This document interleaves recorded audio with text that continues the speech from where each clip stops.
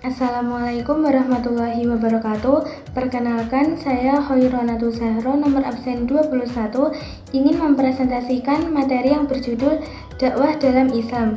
Subbab materi yang akan kita bahas diantaranya: yang pertama, definisi dakwah; yang kedua, dasar hukum dakwah dalam Islam; yang ketiga, sifat-sifat dakwah dalam Islam; yang keempat, fungsi dan tujuan dakwah dalam Islam; yang kelima, unsur-unsur dakwah dalam Islam; yang keenam, metode dakwah dalam Islam; dan yang ketujuh, urgensi dakwah dalam Islam. Subbab pertama, definisi dakwah. Dakwah secara bahasa berasal dari kata Arab yakni fi'il madhi atau kata kerja doa yada'u yang berarti memanggil, menyeru, mengajak, mendoakan, yang di dalamnya terkandung unsur menyampaikan sesuatu untuk mencapai suatu tujuan tertentu. Dakwah memiliki 3 unsur pengertian pokok, yaitu dakwah ialah proses penyampaian ajaran Islam dari seorang kepada orang lain. Penyampaian ajaran Islam tersebut dapat berupa amar ma'ruf dan nahi mungkar. Usaha tersebut dilakukan dengan tujuan terbentuknya suatu individu atau masyarakat yang taat dan mengamalkan sepenuhnya seluruh ajaran Islam.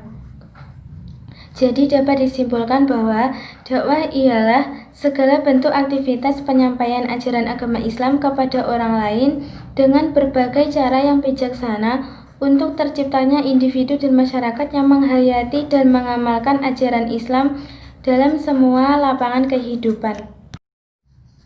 Subbab yang kedua yakni dasar hukum dakwah. Dasar hukum dakwah terdapat dalam 2 sumber hukum Islam, yakni Al-Quran dan hadis.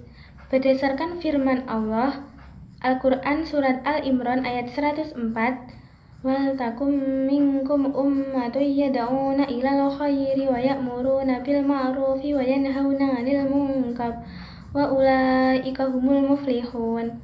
Artinya, dan hendaklah ada di antara kamu segolongan umat yang menyeru kepada kebajikan, menyuruh kepada yang ma'ruf dan mencegah yang mungkar. Merekalah orang-orang yang beruntung.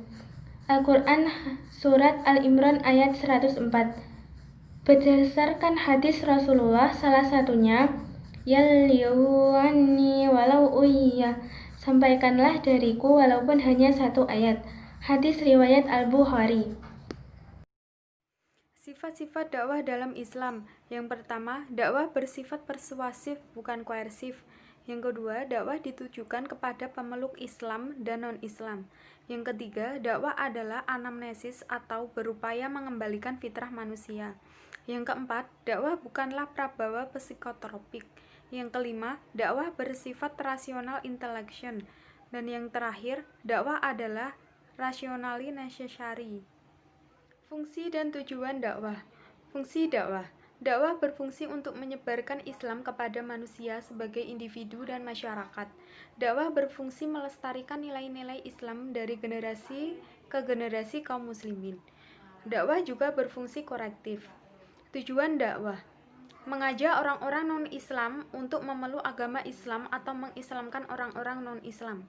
Mengislamkan orang Islam artinya meningkatkan kualitas iman, menyebarkan kebaikan dan mencegah timbulnya kemaksiatan yang akan menghancurkan kehidupan individu dan masyarakat. Individu dan masyarakat yang menjadikan Islam sebagai pegangan dan pandangan hidup dalam segala segi kehidupan. Unsur-unsur dakwah. Subjek dakwah atau dai. Subjek dakwah atau yang lebih dikenal dengan sebutan dai adalah orang yang menyampaikan pesan atau menyebarluaskan ajaran agama kepada masyarakat umum atau publik. Objek dakwah atau mad'u. Objek dakwah yaitu masyarakat sebagai penerima dakwah. Materi dakwah atau maddah. Pesan yang dibawakan oleh subjek dakwah untuk diberikan atau disampaikan kepada objek dakwah. Materi dakwah bersumber dari Al-Quran dan As-Sunnah, memiliki 3 prinsip: akidah, syariat, dan akhlak. Assalamualaikum warahmatullahi wabarakatuh. Saya Nur Laila Kurniawati akan menjelaskan tentang media dakwah. Media dakwah, metode dakwah, dan efek dakwah. Yang pertama, media dakwah. Media dakwah alat untuk menyampaikan pesan-pesan dakwah. Hamzah Ya'qub membagi wasilah dakwah menjadi 5 macam, yaitu lisan, tulisan, gambar, audi, visual, akhlak. Yang kedua, metode dakwah tarikhah, yaitu cara-cara menyampaikan dakwah baik individu, kelompok, maupun masyarakat luas agar pesan-pesan dakwah tersebut mudah diterima. Yang ketiga, dakwah atau atsar yang dibagi menjadi 3, yaitu yang pertama efek kognitif, perubahan cara berpikir tentang pemahaman ajaran agama yang diterimanya melalui pesan kegiatan dakwah. Yang kedua, efek efektif, pengaruh dakwah berupa perubahan sikap komunikan mitra dakwah setelah menerima pesan. Yang ketiga, efek behavioral, berkenal dengan pola tingkah laku mitra dakwah dalam merealisasikan materi dakwah yang telah diterima dalam kehidupan sehari-hari. Selanjutnya, dakwah dalam Islam. Metode dakwah adalah cara-cara yang dipergunakan oleh seorang dai untuk menyampaikan materi dakwah, yaitu al-Islam atau serentetan kegiatan untuk mencapai tujuan tertentu. Kerangka dasar tentang metode dakwah. Yang pertama, hikmah, melakukan pendekatan sedemikian rupa sehingga pihak objek dakwah mampu melaksanakan dakwah atas kemauannya sendiri. Yang kedua, maudah hasanah, memberikan nasihat-nasihat atau menyampaikan ajaran-ajaran Islam dengan rasa kasih sayang.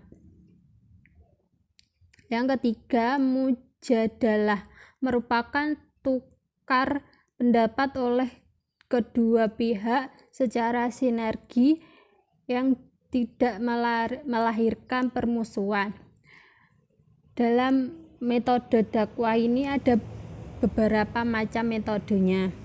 Yang pertama, metode ceramah.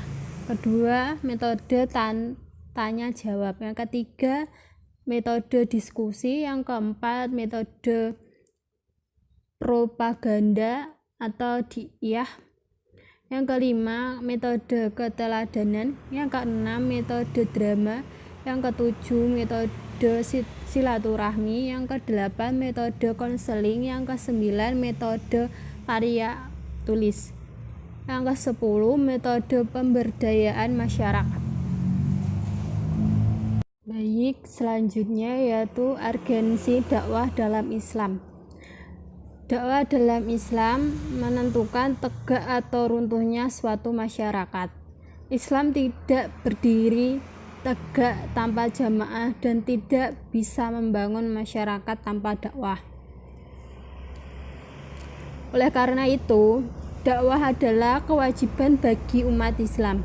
Posisi dakwah dalam Islam sangatlah penting, karena dakwah Islam akan ikut menentukan jatuh bangunnya suatu masyarakat dalam suatu bangsa.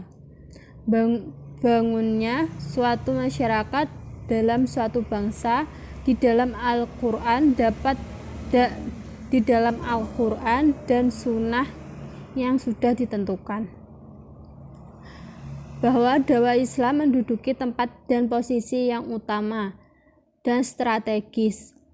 Keindahan dan kesesuaian Islam dengan perkembangan zaman baik dalam sejarah maupun prakteknya sangat ditentukan oleh kegiatan dakwah yang dilakukan umat Islam.